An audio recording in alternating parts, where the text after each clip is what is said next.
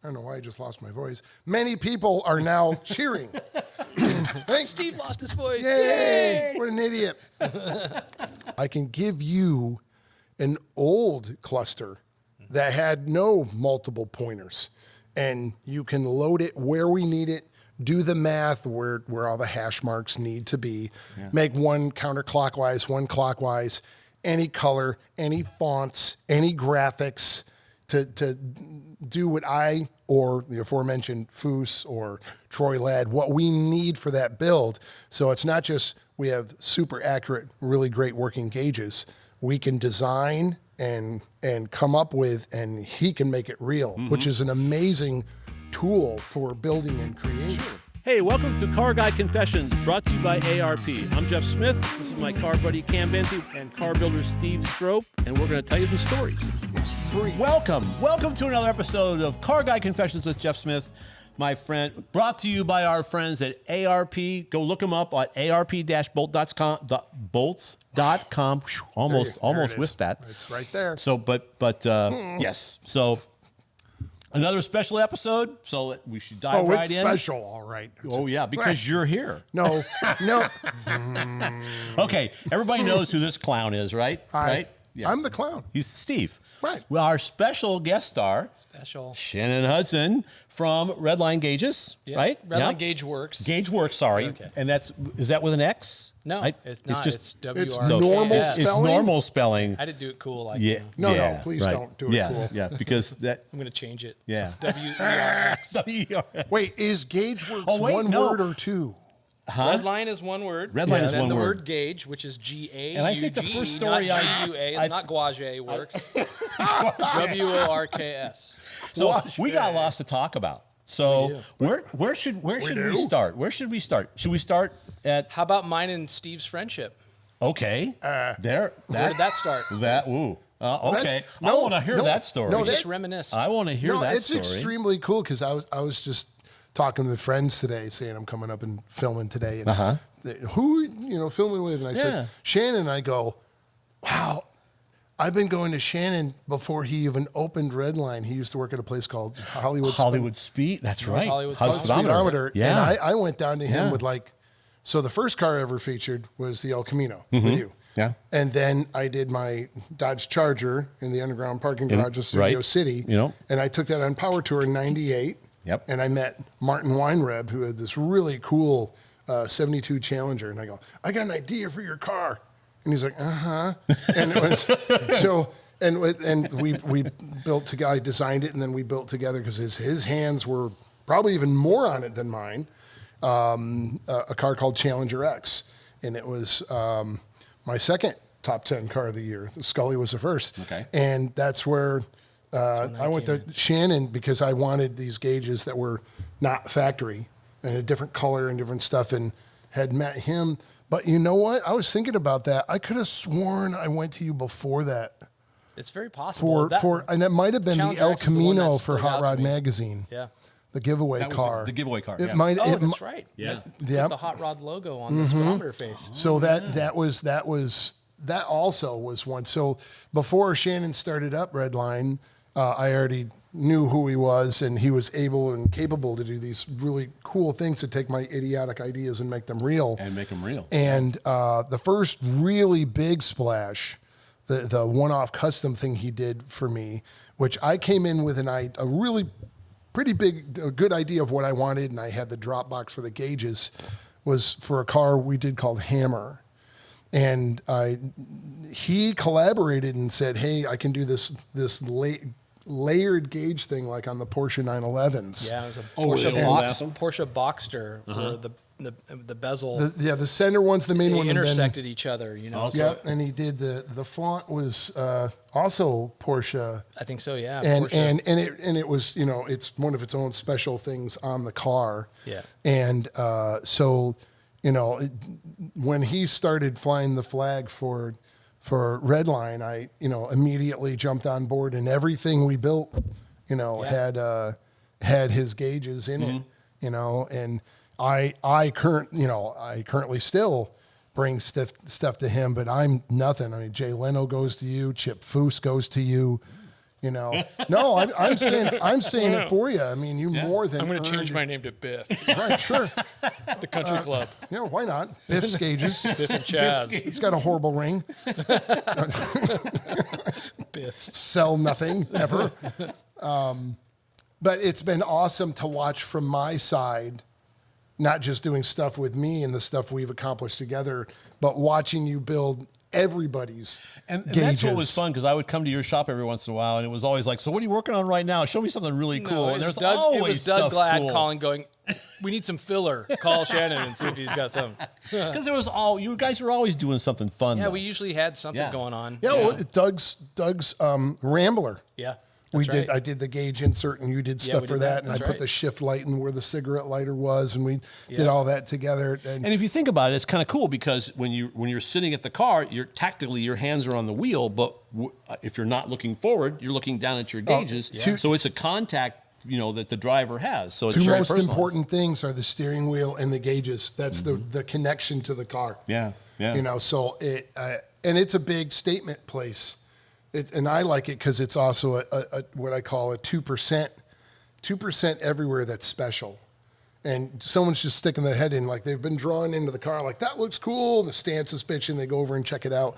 Yeah. And now you're starting to look around and it's like, oh, even the gauges, man, check that out. That's an important thing. I've told you this before, but the Nova that you did, that you made it look like a Camaro. What was the name of that car? Oh, well, there's Joe Rogan's car. Rogan's car is a right. 69 Nova, and all the sheet metal down the side is 69 F-body. Right. It's actually Firebird rear quarters. But the thing that impressed me the most was the dash was a 65 Corvair Corsa dash, cut, widened, and those tunneled gauges, which you did.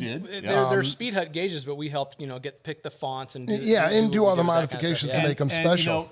You can adapt other pieces to other cars. Sure. But many times, maybe not most of the time, but many times they just look like they're stuck there. Yeah, and drilling a hole and putting in a gauge is not at that level of car building. Put my head in the car. I didn't know anything about it. And I looked in there and went, oh my God, that looks like it belongs there. Yeah. It belongs there. And that's the magic. That's exactly. Doing stuff that looks like it's in this case, it'd be GM design language, but calling it out special enough with colors or fonts and stuff. And that's where his abilities or his shop's abilities are such a boon, such an important key to be able to know about. When you're building a car at those levels, because that is another thing that somebody looks in or takes a picture of, and wow, it keeps that level of impression. Not just the awesome paint, or not just the super trick wheels, or even the amazing engine. Yeah. You start going inside, and even though gauges aren't secondary, but a lot of people are like, even the gauges are like custom, but it makes that impact, and it follows the quality theme throughout the car. I can't have all of this stuff be super high level and those be, a hole drilled with some gauges put in. But even a more mundane level, I brought you my knee knockers tack for my big block Chevelle, my 360 horse motor, and you put a good drive in it. The stepper motor and everything, so it would actually be accurate. Because I had another friend of mine, my buddy Tim, he put a blinker tack that he bought, we won't say where it's from, and put it in there, and I could make the tack go to 6,000 just by tracing it across the face of the gauge. The drive was so weak. It was like it shows you the engine's running, but that's about where the accuracy it's like a ends. novelty tack. Yeah, exactly. And we just did it for him. We just did a conversion on it. Yeah, we did, and fixed it. So I guess the price just went up now. Sure. Well, shit, I want him to charge more. I want him to stay in business. I need his talent more than I need his freebies. Yeah, and I know that you're only as good as the people around you. So my technicians are guys. Yeah, his guys are awesome. My service manager Andy is just like, he's like the mastermind now behind all this stuff. Where I was kind of that guy, now he's completely taken over, because I look at what he does, I'm like, oh dude, and it's almost to the point where I can leave him alone. It's like you just do what you do. Just take the ball and run with it. Yeah, exactly. So Very that's cool. good.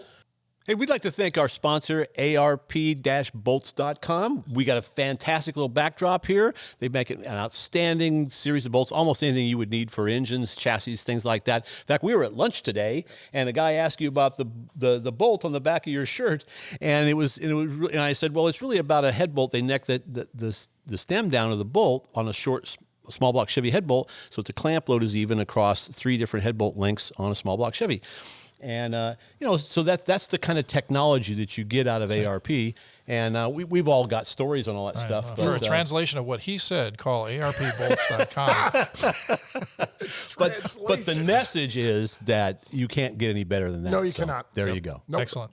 And then just check them out at arp-bolts.com. We'd like to thank our friends at inthegaragemedia.com. They have 3 fantastic magazines. They've got Classic Truck Performance, they have Modern Rotting, and my favorite, All Chevy Performance with Nick, my buddy Nick, you're who's so the editor. biased. So, Correct. yes, of course. Yes. But they're doing print media, which is, of course, our favorite. So In Tangible color and magazine. everything. in color and everything, and you can get your car on the cover of one of those books, which is Right. a fun that's a deal. lot. Great tech, Great written tech. by you know, and others not always that are written by me, but yeah. people. Yeah. Not yeah. always written by me. That's right. Just So pick it up check and them read out it. at inthegaragemedia.com, and they're our friends, and they will thank you. Since we're talking about gauges, which a lot of people don't dive pretty heavy into. So what's coming? What's here now that I haven't really learned yet? I know of the gauge packages out there, which are really handy and look really great from like Dakota Digital. Yeah. They have that backlighting that's really attractive. Yeah. So a guy's putting in a set, he's got to spend some time because they have that interface box and all that. Right, but it does look great and it does work. But where's the technology? Is there new stuff coming out yet? I know the stepper motor stuff. That was a really good advancement. Yeah. For us, the stepper motor thing gave us control over original gauge faces. So if you have an original gauge that sweeps 90 degrees, I can program a stepper motor to work at that scale. And that's all in house with a laptop. We just program, so I can program any meter to work within any face. So you don't have to always restore the face. Since all the patina stuff is so popular right now, a lot of guys send me gauges like, I don't want to restore them. I like the kind of crusty look, but I want them to be totally accurate. Right.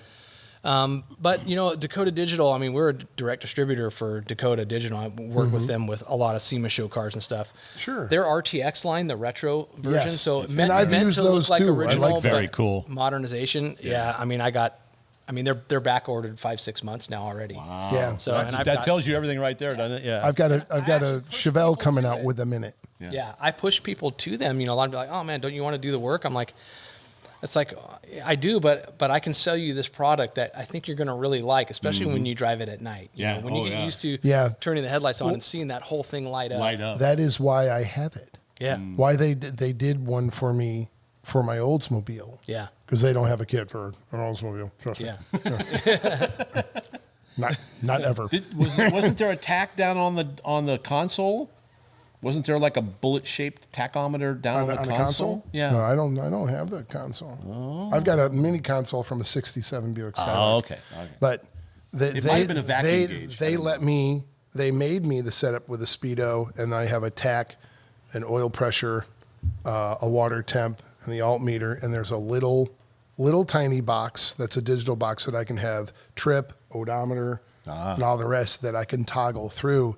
But for me, after I lost my eye, having gauges in my 1964 GM product that I can read crystal clear at night is and see it like that. From an OEM standpoint, is near impossible. I can remember, 66. I mean, it's a Chevelle, lifesaver for me. It was life altering, literally. Yeah. For me, it was a very big deal. So, is there a trend right now with stuff that you're doing that people seem to be big into? We're doing a lot of the traditional gauge clusters that are being used in a 32 Ford. So if you're building a 32 Ford Roadster, a guy will buy a 56 DeSoto cluster and send it to us, and then we do the modern internals in it. Oh, cool. So classic hot rods of Andis. It's kind of a long name. Classic hot rods of Andis in Texas. They're big on those types of builds. Hollywood hot rods. So Troy Ladd. Troy did the Packard instrument cluster that won. Oh yeah, that won everything. Yeah. We did the gauges in that with the Packard gauges. So yeah, taking the old original stuff, putting our internals in them, making them super accurate and reliable, and then we can change the illumination too. So I can't do the through lighting like Dakota Digital does, but we can use LEDs to light them up, and like we did with Hammer, We did waterfall lighting, which was nobody had done yet. So we put an LED strip across the top and it shined onto the face. So it washed red down across the face. Yeah. Really? And if you watch Tokyo Drift, when Vin Diesel comes in at the very end, you'll see and he rolls through the parking lot, goes right by the gauge cluster and just like, yeah buddy. And then the die cast comes out. So the big die cast that you gave me signed by Steve Strope. You open the door and you look inside and it's got the gauge cluster. Really? Exactly how we did it. Wow. So Wow. That's immortalized tiny, right? in a gauge cluster. And we did the reverse on Bob Florine's wagon. Yeah. The cluster, I kept the crown shape from the gauge cluster, but below I did kind of a multiple bump, like an old theater. Mm-hmm. And we had lights, they shine up from underneath like a theater. Like upper lights. So it theater lights up from the floor of the gauges and goes up into the and all of the pointers, the center ones for speedo and tack are longer than the gauges to the outside are shorter. So and they all sweep everything into from each the other. right goes counterclockwise, everything from the left goes clockwise. So all the gauges read up like this. Okay. Cool. And Shannon is able to do all that. So it's not just modifying an old, I don't know why I just lost my voice. Many people are now cheering. Steve lost his voice. Yay! What an idiot. Sitting on my porch with my shotgun yelling, get off my lawn. Yeah. Yep. See, man, The cool thing is that scenario. I can give you an old cluster that had no multiple pointers, and you can load it where we need it, do the math where all the hash marks need to be, make one counterclockwise, one clockwise, any color, any fonts, any graphics to do what I or the aforementioned Foose or Troy Ladd, what we need for that build. So it's not just we have super accurate, really great working gauges. We can design and come up with, and he can make it real, which is an amazing tool for building and creating. Sure. So like because I'm a Chevelle guy, 66 Chevelle, you have if you got the gauge package, it just went hot to cold. Yeah. Or actually cold to hot. Yeah. And it's like, I remember somebody asked me one time and said, how do I know where this is in between? It's like, well, just put a temperature gun on it and then you'll know. But it just dawned on me, he could send the gauge package to you and you could do the increments and actually give him numbers if you wanted them. To it. But I think they're actually available like that now too for that car. Are they? So Okay. 66 and 7 has I think the same dash. So they're available now. They are 6 and 7. I think the Dakota Digital has an RTX panel for that. Okay. It is. That's what's going into the 7 we're building. Yeah, it's cool. If the guy wanted the stock stuff, and then so you could probably even help him with something like that, where let's put the increments in there, but I want it to remain stock and look like a stock font, and then do better lighting for it. Is that really easy to do? That's common too. That's real popular. Because they were horrible. They were just awful. Because the light bulb was like, is it on? Yeah. And he, again, with the flexibility in the art, we did a right-hand drive charger called the 515 GTB. And that was a whole what if the guy moved to Europe and made his sports car, race car out of this charger right-hand drive. And I did a gauge cluster. The hump is actually out of a guy that works for me, Kelly, his 53 F100. And I did this one gauge set and then another set of gauges here. And when I mocked up the dash, I put my hands on the wheel and then marked on the dash with tape where my hands are blocking my view. Right. So these 4 gauges you can see perfectly through the wheel, and then these gauges you can see perfectly even when your hands are at 10 and 2. And I wanted it to look like an old set of curved glass, kind of Stuart Warner kind of thing. Yeah. But again, this guy is supposedly in Italy, so he did the gauges for me in Italian. Olio and all the words that their gauges would have said over there. So again, it allows me the flexibility to come up with the creative ideas. And he's So it said oil instead of 710? No, funny.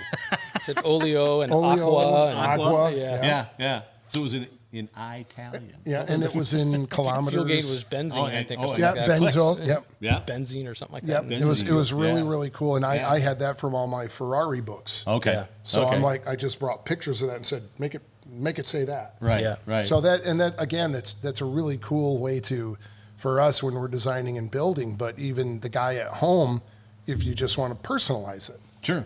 you know, he can do that. So it's a neat thing that a lot of people don't know because they don't go looking for it. They never think about it. I wonder if I could have custom faces done on my, they don't think about it. But it's been a very, very valuable tool in what I and other builders who also are familiar with Shannon, what we're trying to accomplish that allows us to carry the theme all the way through the car. Right. Not just drill some holes with a name of gauge or the old one that barely works and you can't even see it. Right. Yeah. So it allows endless flexibility. So is the digital part pretty much dead? Yeah, I mean, LCD is making a huge, resurgence because you can actually make an LCD screen look however you want. Okay. Jonathan Ward at Icon 4x4 did the Mercury, 49 Mercury that they converted to an EV car, and he took an LCD screen and mocked up the original Mercury gauges and made them appear on the LCD screen. So Really? the gauges that pop up on the screen look like the Mercury. And the only thing he couldn't do was the clock. So we actually did the clock for him. So that was like the one job that we got, the one gauge we got to do for him. That was a few years ago. First time I saw that was Jaguar Yeah. had started making their gauges. It was a flat screen. Yeah. But when you first looked at it, swear to God, it looked like Gauges. dial gauges. Yeah. But you can switch it and change it. Now, I physically like the bezels and all the rest Yeah. to it. And that's but probably what's I going to need keep that, your but- business alive, Oh, right? for sure. The fact that people want real Traditional, gauges. traditional hot rods, definitely will keep us going, Yeah. And if we actually start selling product, my shop can actually make money. Maybe. Well, the thing is, you're what a beneficial, concept. What a concept. even restoring, though. Or Yeah. if it's something from Leno that he needs the gauge to be actually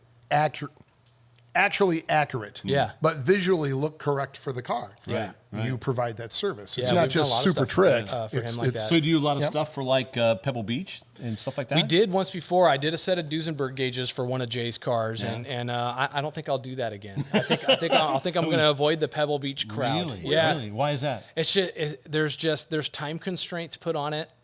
they There's need it- a they need it certain level instantly. that they want them done at, and I think the car did really. I don't know if it won anything, but I know the car did really well. It showed really well. But a lot of Duesenbergs, a lot of antique gauges, there are no parts for. So there is a company up in Oregon called Abbott Instrument Repair or Abbott Instrument Restoration or something like that that focuses on antique stuff. But he has a year to a year and a half turnaround time. So with Pebble Beach, a guy that's really knowing how to do a Pebble Beach car, that's no problem. A year and a half, because they're going to take 2 or 3 years to do the car.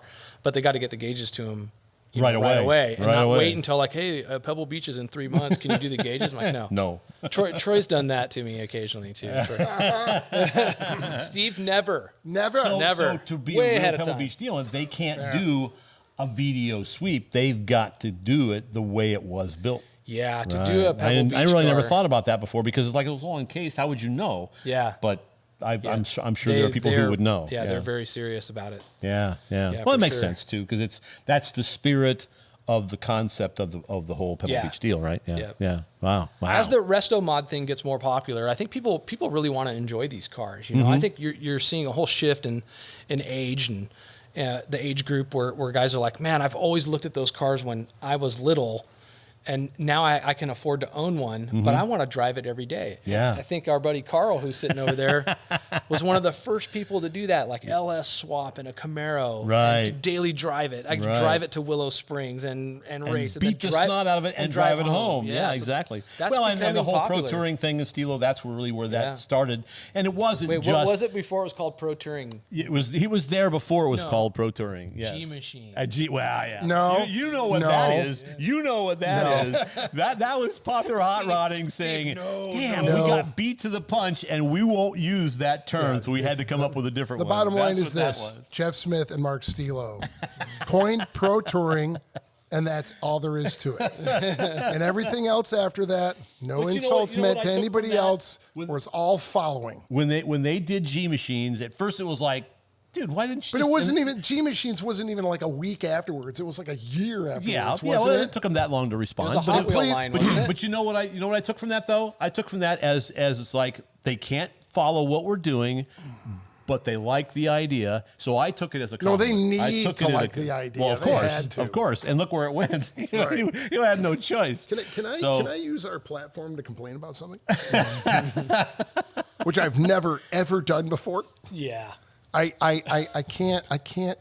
It's used everywhere, and now it is used. I'm very happy that publications from the other side of the pond, like one of my absolute favorites of all time, Evo, Octane, and other books have adopted.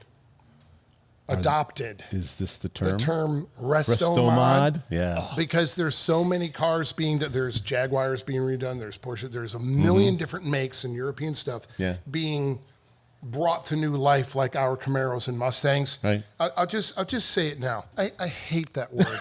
I hated it. I hated it the very first time I saw it. Notice I'm looking directly at the camera to whatever editor first created it.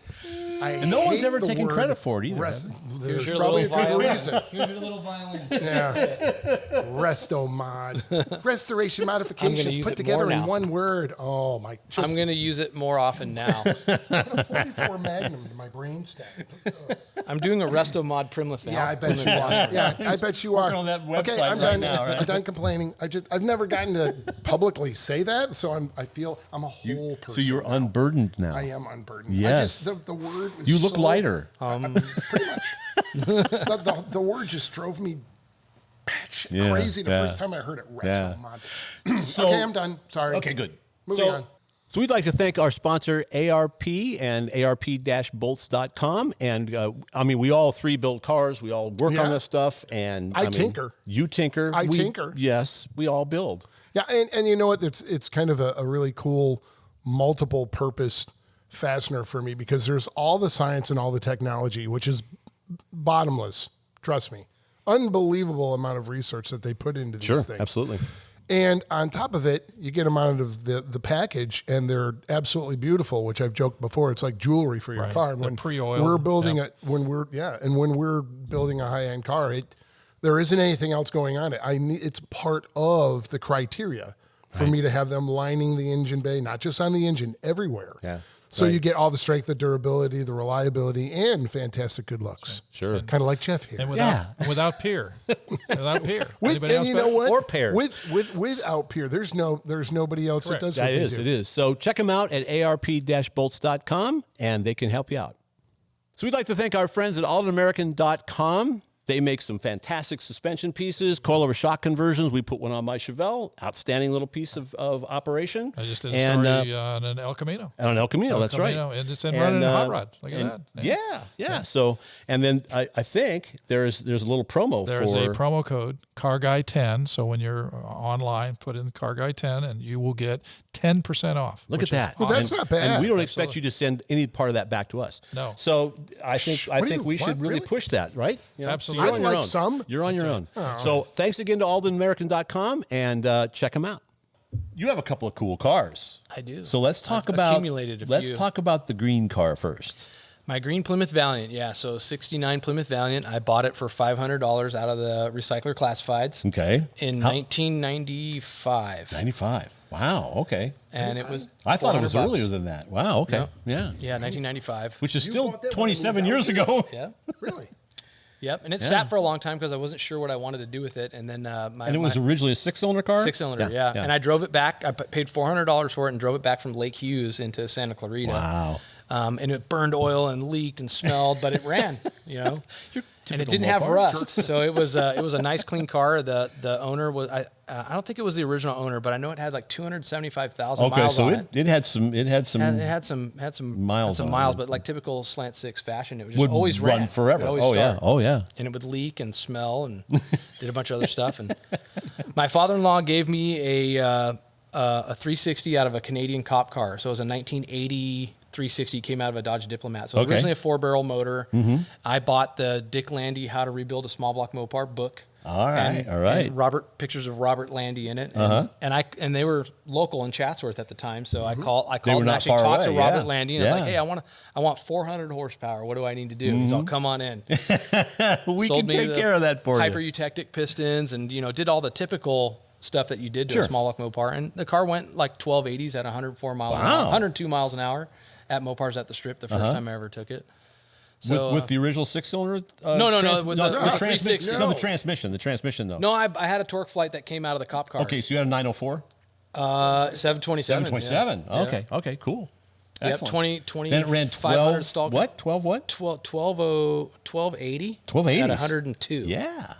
With 410s in it. So Outstanding. It was at the end of the strip. Oh, It he was, was like, screaming. it was all done, yeah. Screaming in the lights, yeah. But it wasn't very fun to drive. The car was, I had super stock springs and, cheater slicks and little skinny tires in the front. Yeah. It was lime green with the flat black lift-off hood. Yep. And it sounded great, and it made all the cool sounds and stuff, but it was not fun to drive. Right. It sat more than I drove it. It was your basic single-purpose car. Yeah. Yeah. Go fast a straight line, as long as you don't have to turn the corners. And then Alana from, I don't know, Well, she was with Con Media at the time. Yeah, she was doing still the PR doing thing. stuff yeah. for Hotchkiss. That's how I met Carl too. Yeah, So yeah. they're like, hey, Hotchkiss wants to develop their TVS, Total Vehicle Control System, or whatever, for an A body. We'd love to use your car as that. And I was like, oh, but it's a quarter-mile car. It's not meant for turning. Yeah. She's all, oh, well, you can. And I knew Alana for years before that. So she's like, well, you can take all the parts back off. But that's when something when the magical happened. Yeah. First trip to Willow Springs. Sure. Even with the manual steering box, and I had Mary Posey with me in the car. So Mary was driving. There's a lady who knows how to drive. Yes. So she showed me where to put the car, and she was driving with me.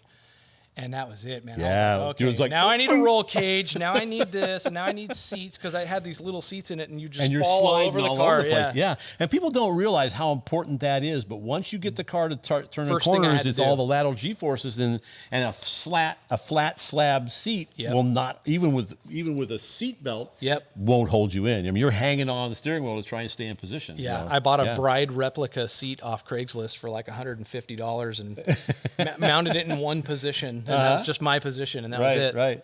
And then we did Mopars at the Strip for many years, and we did test drives, so people got to, Hotchkiss Experience it. had the Challenger, had my A body, and then Dan had a Roadrunner that was all road raced out. Yeah. And so we would give people rides. So the passenger seat was still the regular seat. So They're they just sliding loved my all car, because they're like, oh, I'm like, okay, hold on right here, and then put your hand here. That car, it's kind of cemented that car.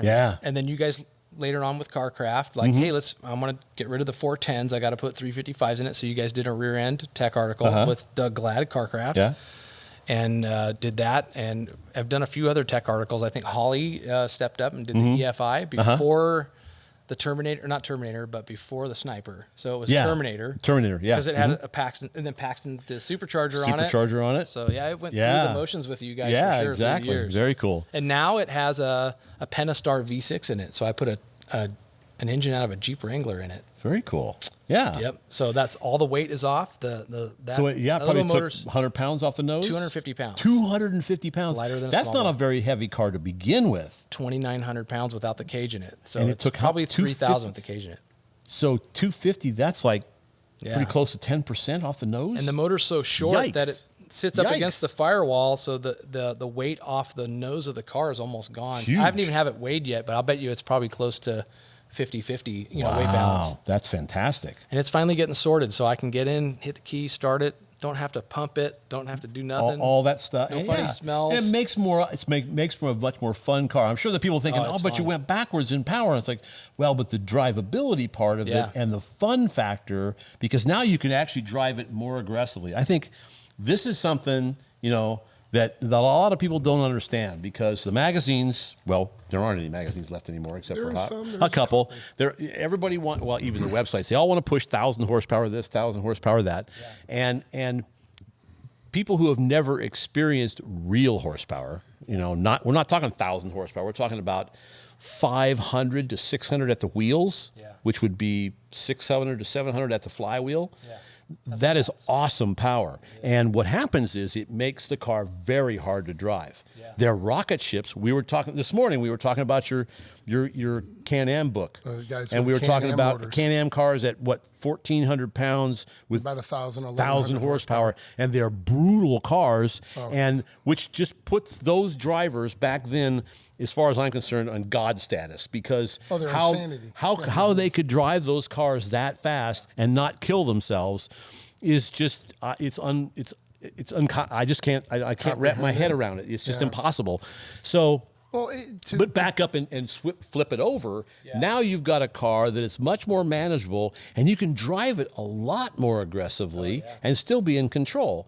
And it makes a lot of fun. And the analogy that I would give it is John Asher, a long time when I was at CarCraft, wanted us to learn how to drive cars, because he said, well, look, we're going to be doing testing cars and stuff, and if somebody crashes and I have to go I have to go testify, and then they say, what training did you give your guys? I didn't give them any training. So we went to, at this time, this is how long ago this was. I'm going to date the snot out of myself, Riverside, which no longer exists, and the Jim Russell British School of Motor Racing. Wow. And they stuck me in a Cortina 4-cylinder Formula Ford. Cool. Jim Clark stuff. Yeah.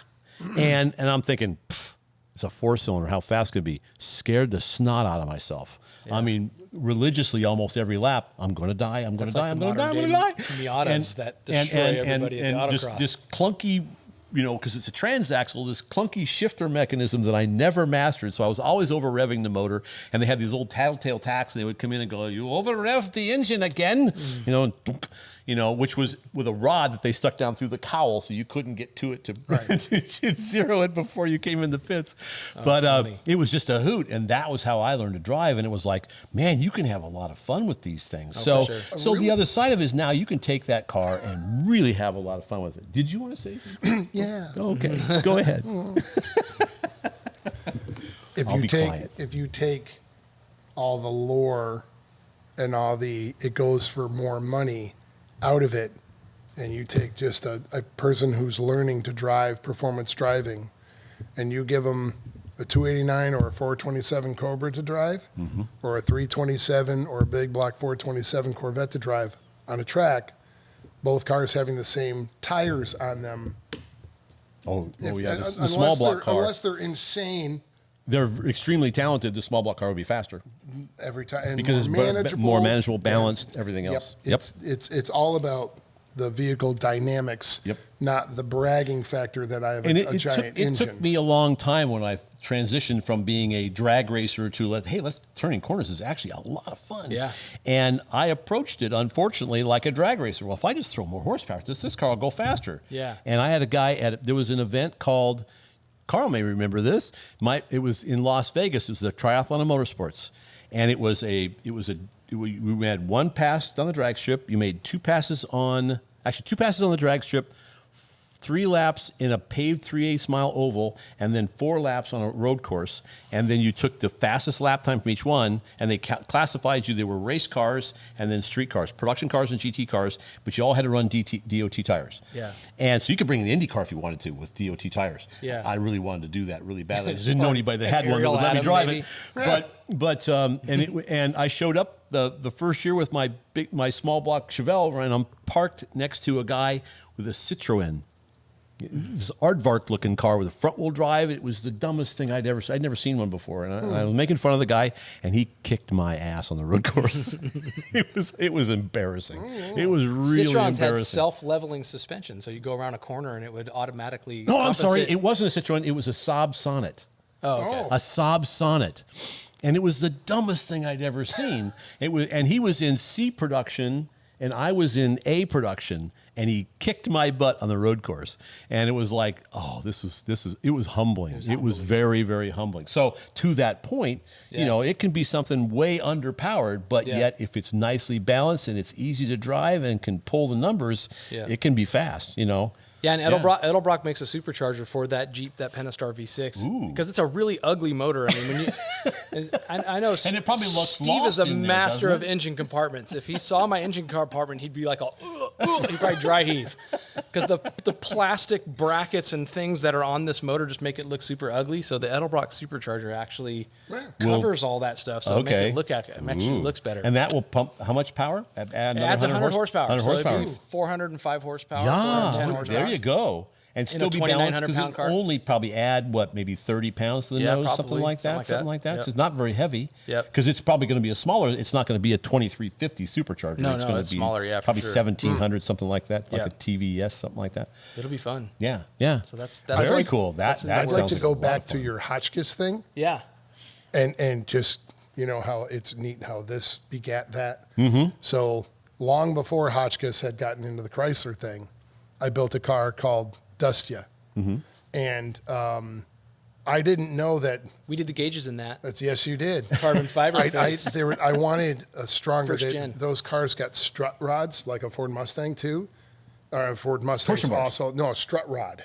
Oh, the strut lower rod, right, control okay. arm Yeah. has one Okay. pivot point and then a strut rod that goes up to the front of the K-frame. That locates the lower control And they're arm. horrible, flimsy little things. So I did a chromoly tube and also put a rod end on the end so it could actually move and you could actually adjust it, even though you're not supposed to tweak it much because it changes how the how the front suspension sits, but it allows you adjustability and you put in a much stronger bar. Right. And after that, I built a car called GTXR, and it was the world's first paddle shifted muscle car. And when I built that car, the only cars that were paddle shifted were Ferraris. Okay. That's it. Wow. And so at the time, my brother-in-law did the gauges in that one too. Yes, he did. He just understand that everything I built, he's done the gauges. I am here. So. It's true. So my brother-in-law Aaron Ogawa helped me build GTXR.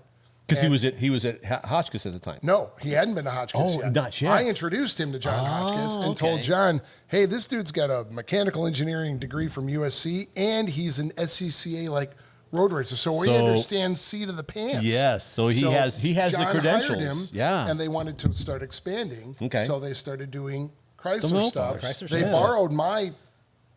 I told Idea. just use it. The strut rod thing. But he re-engineered how the upper control arm mounts into that little bracket. Because that probably helped the camber He's curve. not a brand loyal. He's just an engineer looking at something that's not mathematically right. Right, yeah. And so they started developing that stuff, and then they got a hold of Shannon. Well, because for back the then Splash the OEs were designing and the car. Challenger and the yellow Challenger. Yeah. Yeah. The OEs were designing cars to intentionally understeer. Yeah. Because it was safer, Yeah. Which only means that you hit the guardrail with the front of the car as opposed to the back of the car. Yeah, and it would push. you're still gonna hit the guardrail. Yeah. So, but yeah. It's awesome. So, it's neat how that evolves. Putting a supercharger, It's neat how that does. Putting a supercharger on your car, that will make that thing that a hoot. should be around the corner. Yeah. I've got a few other things that we're sorting out, but other than that, that's But right you've around the been corner. slightly sidetracked. Yeah. Because you bought another car. I bought another car. I went down the. I don't even want to use this term. But it's okay because it defines I bought a the car. 1935 Ford that, according to Steve, is not a traditional hot rod, and I want to say it's not a rat rod, but it's a crusty old car with bullet holes in it. The body was pulled out of a field. That's a fun word to use, though, not insulting. You can say it's a crusty old hot rod. Yeah. Crusty old hot rod. Yeah. And that's a fine definition. Is there an acronym? Crusty old hot rod. COHR. No, it doesn't really make Fail. Crusty old hot rod. But- and it's just really cool. But it's a fun love driver, it. right? Yeah, it drives And great. small block Chevy? Small block Yep. Chevy, yeah. Yep. 383 stroker, 8.5 to 1 compression. Wow, okay. So low compression. It's got a little torque. cam in it. Yep. And it doesn't have a torque converter that goes with the cam, so when you come to stop, you got to pop it in neutral. Or else So the converter's it'll die. too tight. Yeah, Yeah, converter's yeah. too tight. So there's a whole bunch of good things that were done to it. It's got the factory Ford banjo rear end in it with the drive shaft conversion. Okay. And all new Heim joints and all the cool stuff. So it's a safe car. It drives really good. The brakes weren't safe. So okay. The guy that I bought it from was an old drag racer from back in the day. So I don't know if he did the brakes or not, but he did them very bad. And it was really Somebody bad. did them very badly, right? So I guess hot rods, they put the master cylinders on the floor. Mm-hmm. So the wheel cylinders are above the level of the master cylinder. You so need as residual you drive check valves. Yeah. Get them from Willwood or Bear. Or Amazon for $8. They make sure your brake fluid doesn't flow all the way back to your master, and you go and then go into the aforementioned guardrail. Yes. That's exactly what it was. Nose first. And that was the first thing I did. So that was the first thing I fixed. Yeah. But yeah, so I'm sorting through a bunch of things with it, but it's a lot of fun. But you sent me some photos of it, and it was like, wow, okay. Yeah, it's So did you different. Just run across it and said it's got my name on it. I started looking for them for I didn't want to pay $20,000 for a rat rod, and that's about what they were selling for. 18, 20, 25,000. That's just insane for that's a car that doesn't look like it's safe. Right, and probably isn't. Probably isn't. And this one was in Prescott, Arizona. It was $11,500. So I talked to the guy. He was a really nice guy. Mm-hmm. I have a friend in Prescott who builds hot rods and used to race. So you got somebody to go look at it. So he went and looked at it. He drove it. He drove in it. He's like, if you don't buy it for $11,500, I'm going to buy it. So I bought it. Yeah. And Cool. I had a friend that was coming down, so he was able to drive it down on a trailer. So it only cost me, I think he charged me $400 to bring it. Oh, that's a screaming deal. Yeah. Yeah, it was good. And Excellent. so that one's fun. And then I have a 1950 Hudson that I've had since You've had that for a while. 1998, I think is when I bought that. Yeah. And I put had that for a while. A Jeep inline 6 out of a Grand Cherokee. So my uncle gave me a Grand Cherokee that the check engine light came on, and he wasn't going to fix it. And it ran fine, so there was nothing. It was probably the gas cap, but my uncle's just like, put it in the field and let it sit. And those are great. So he gave it to me. Motors. I pulled the motor out, started taking measurements. I'm like, this will fit really nice in here. And Hudsons have a center steering, so you have to have a pan that's really far back for it to drop down in the K-frame. Okay. So I was out of my realm of expertise to make it fit in there because I don't have the ability to cut and weld like Steve's guys does. And Steve's way out of my league, so I couldn't pay him. Really? So I went to a local hot rod shop, and they cut it up and put it in there, and it's all sitting in there nice and pretty. So that one's right around the corner, too. Very cool. I want to start driving these things and enjoying them. I'm 53 now. Yeah, yeah. So and that's really the point of it, right? And I have to admit that I don't do that near enough. No, you don't. I just don't drive enough. I'm adding air conditioning. Yeah. Yes, you should. Disc brakes to the Hudson and air conditioning. There you go. So, very cool. Call our friends at Vintage Air. And I'll do something cool with the gauges, too. Yeah. Especially today, because it's a scorcher out there. Oh, boy. All weekend. At our undisclosed location.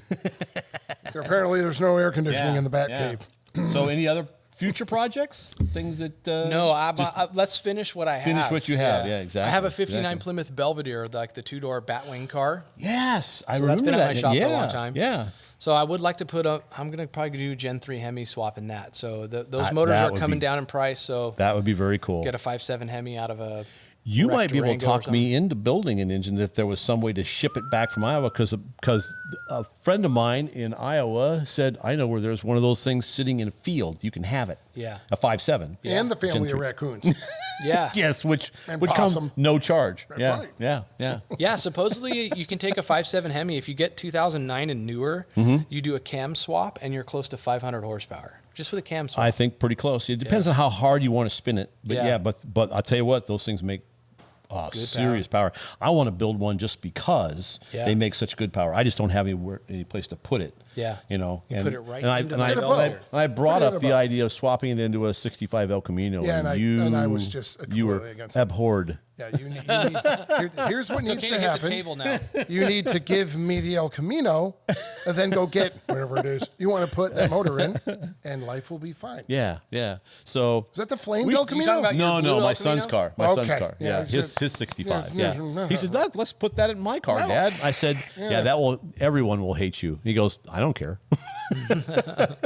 I want to put a Poly 318 into like a matching numbers 426 Hemi, and just to take it to the Mopar car shows. And I love my Mopar guys. Don't get me wrong. watch Yeah, they are everybody nuts. Melt down. They'll look at the VIN number and look at the motor and be like, I'll have to go run.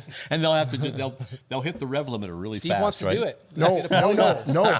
I'm going to parallel you. Okay. When I built Scully, which was that 66 Charger, nobody did pro touring-ish Mopars. Right. Yeah. Right. Let alone a that hadn't happened 66 fastback Charger. Right. Yeah. So I showed up at Troy Bray's. I mean, it's not his show only, but since he's my employee, I'm going to say his Mopars, the Spring Fling. Right. Yeah. The Mopars And I showed up, and they didn't know where to put me, so they put me down at the end of whatever. Right? Banished you? No. Well, yes, as usual. In a way. So, and I'm sponsored by Kicker. Yeah. So I'm not that guy cranking the stereo because I don't like that. Right. But people would ask me about it, and so I just have Here, I'll turn it on have for you. Metallica handy, and I'd be playing that. But so I've got a lot of people walking around it because it's just different. It's not better or worse. It's just different than everything else parked on the thing, and people are walking around, and asking me questions. So I started. I'm not kidding. I did this.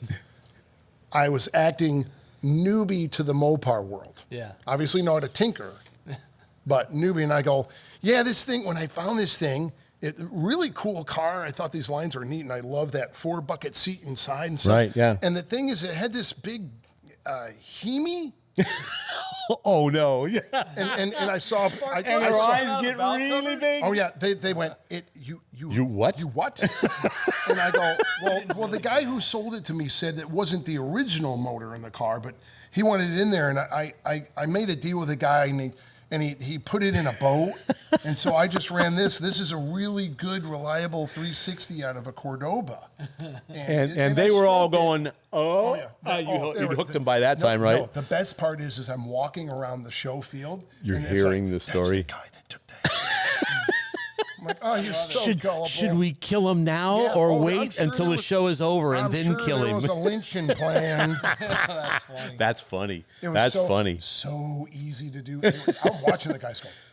Yeah, that's What that's guy in that's what funny. boat? They got the motor. That's the MOPAR acronym right there. MOPAR, mostly old people and rednecks. And you can Mama's old plan. thank you. Shannon You can Hudson say making that because friends. you own the cars. Like, we It's can't. Well, actually I can't say massively that. overpowered and respected. Oh, there you go. There. All That's right. the So truth. the both ends of the spectrum. But it was very fun, would and they love that. hook, Yeah. line, and sinker Oh, a boy, bunch of yeah. them. They're talking. That's great. I can't believe he took that out. What an idiot! A spin-off of that story was we were at the Summer Nationals one year, the Carcraft show in St. Paul, and this guy had a '67 Charger, and with this, it was a nicely done car, but mostly original, and with some modifications, but it also had a wing, and it was like, what's going on here? And it had big tires and some serious suspension modifications and this long drawn out story of how the car was developed. This was, according to them, this was a development car that was used to develop the wing cars for Daytona. Yeah, it wasn't. No, of course not. They did the Charger 500 first, But and then- but it was Shannon's it was a already going, no. yeah. But it was so well written and sprinkled with real Chrysler engineering people. Names. Larry Rathgeb as one. So I immediately called my friend who I went to college with, who was Larry Rathgeb's essentially protege. Right? I called him up and I said, "Do you have Larry Rathgeb's number?" He goes, "Yeah, why?" And he goes, "Can you ask him a question?" And he goes, "Is this really important?" Yes, it is. Just, I'm pretty sure that this is not true. National security. And he says, "Well, I'll try, but I don't know. Let me see." Because, it was a Saturday afternoon. He's probably not home, and it's a home number. It's a landline thing. Oh. And the short version of a very long story was he never got back to me, but I finally ran the guy down, and I said, "Is this?" He goes, No, we just totally made this up just to see what kind of response we'd get. Oh, that's funny. I said, "So, but you have connections," because he goes, "Yeah, I know some of these engineers," and I got the other name. I knew one engineer, and he gave me sprinkle that in. That'll be really good. That'll suck them right in. Great, funny. So, like the internet, don't Intentionally believe misleading people. Of How course, dare you. it was a complete fabricated story, but it was wonderful. It was great. And I said, "Well, that sucked me in, man." I mean, I was willing to do some fact checking, right? Yeah. So even though you can't trust them now. Do you still have your blue El Camino? The 65 El Camino, the flame one. Yeah, I still have that. And then I don't know if you remember, but you came to the shop and we did a speed box because you had a transmission that had no cable. Oh, that was a different one. That was Yeah. the 64 car. Oh, 'Cause I okay. put a 4L60 in it, and That's we right. didn't have I didn't want to to run the do. speedometer. I didn't have a speedometer, and the Speed Hut box. Yeah. Then drove because it was an mechanical electronic speedometer. thing that drove the mechanical speedometer, and it worked perfect. I remember you plopped it in the glove box. and then routed the cable to the back and plugged it was in. perfect. It Yeah. worked perfect. And everybody told me, "Oh, that's not going to work. And if it works, it's going to drive you bat crazy because it'll be so loud." And you said, "Nope, won't Yeah. make a noise." And you could not hear it. And the Yeah. car was quiet, and you could not hear it. Yeah, So it's explain what it is. Okay, so I had a 4L60E in this 64 El Camino, and because we'd built this bitchin' transmission that my buddy did the transmission for us, and but it doesn't have a mechanical speedo output. What it has is a VSS, vehicle speed sensor, and that it actually puts out a Pulse, right? A pulse. Yeah, it's, pulse. it's actually 16 an pulses. AC curve. It's Yeah. an AC curve, full AC, right? And That's sign language 60 for- cycle does this. versus sawtooth. Or DC, sine which is wave. only the top hat. Anyway, Yeah. so they take that signal and drive it to the That was box, helpful. and then you tune it to drive your speedometer at the right Yep. speed, and it worked perfectly. It worked very, Yeah, they very come well. with a GPS antenna, so it's like power, ground, cable, It was GPS antenna in the It corner was and go drive it. crazy and it'll simple. Make any mechanical speedometer work. Yeah, and it worked bitchin'. It worked very, very bitchin'. That was Have that to have was a good cool deal. speedometer. So if the speedometer is making noise bouncing around, then Then it's not going to do anything. But mine was actually in pretty good shape, Yeah. and it worked. It worked absolutely phenomenal. Yeah, and they're whisper quiet. You can't hear them run. Yeah. Well, we could probably do this for another hour. Problem solved. But we've run out of time. What? Imagine that. Really? Imagine that. Yeah, it went fast, didn't it? So Zero. thank you, Shannon. Thank you. Yeah, Jeff. this is great. Nice to see you. and you know, what's your name again? Steve. Hi, I'm Steve. So if you like what we're doing Hi, here, Shannon. we're having Shannon Hudson. Redline. Redline Gauge Works. Yeah, go check them out. And go also check out our main sponsor, arp-bolts.com. Not ARP. ARP. Yes, I actually had explained that to a my wife lady yesterday. say, isn't there another A in there somewhere? And I went, it would take too long to explain it to you. So anyway, if you like what we're doing here, stay tuned because we'll tell you more stories.